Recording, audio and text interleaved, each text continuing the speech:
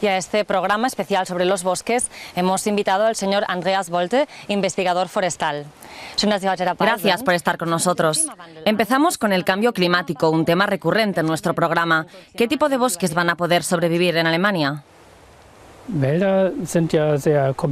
Los bosques son organismos muy complejos, ecosistemas muy complejos. Lo ideal sería tener bosques compuestos por elementos diferentes.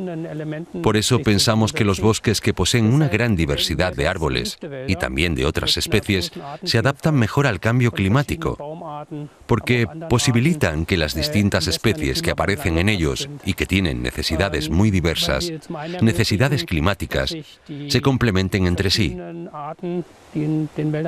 Es decir, que en caso de que una especie muera, pueda ser sustituida por otra especie mejor adaptada y que posiblemente asuma sus funciones.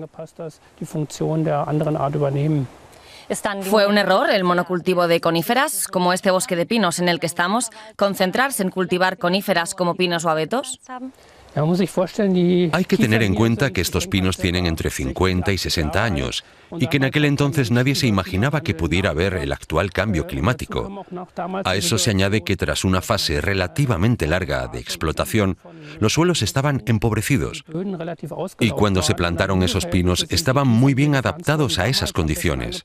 Eso significa que no se puede enjuiciar a los ingenieros forestales de entonces teniendo en cuenta las exigencias y condiciones actuales como el cambio climático. En aquella época no se hablaban aún del cambio climático ni apenas de la protección de la naturaleza. La intervención humana en la naturaleza es también un tema clave en estos tiempos. El debate sobre la regeneración de bosques primarios, por ejemplo. ¿Hasta qué punto es aceptable o correcto intervenir en los procesos naturales? En Europa Central tenemos una tradición centenaria de modificación de los paisajes por el ser humano. Apenas hay en Europa bosques primarios originales. Todos los bosques aquí han sufrido de una u otra manera la influencia humana. O sea, que todos los bosques o zonas boscosas que encuentre habrán sido modificadas alguna vez por los humanos. Por ese motivo, no existe ninguna escala para determinar cómo se habrían desarrollado los bosques sin la intervención del ser humano. Para mí lo importante ahora es permitir que algunas áreas boscosas evolucionen por sí solas, ver cómo se adaptan al cambio climático y de ese modo aprender a gestionar los bosques.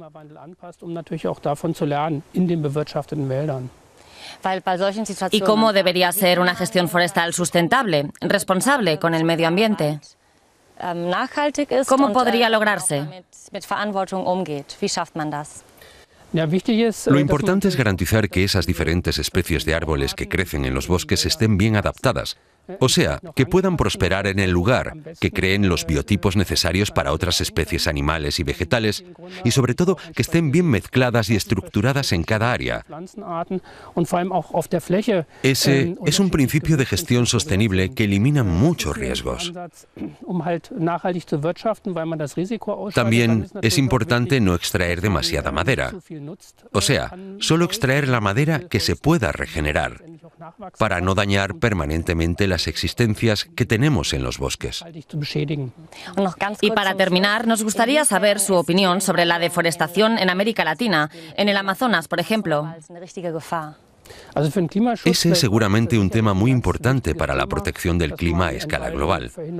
Hay que frenar la deforestación y comenzar con la reforestación porque precisamente esos bosques de América Latina almacenan cantidades ingentes de dióxido de carbono. Y la fuga de ese dióxido de carbono repercutiría muy negativamente en el clima mundial. Muchas gracias.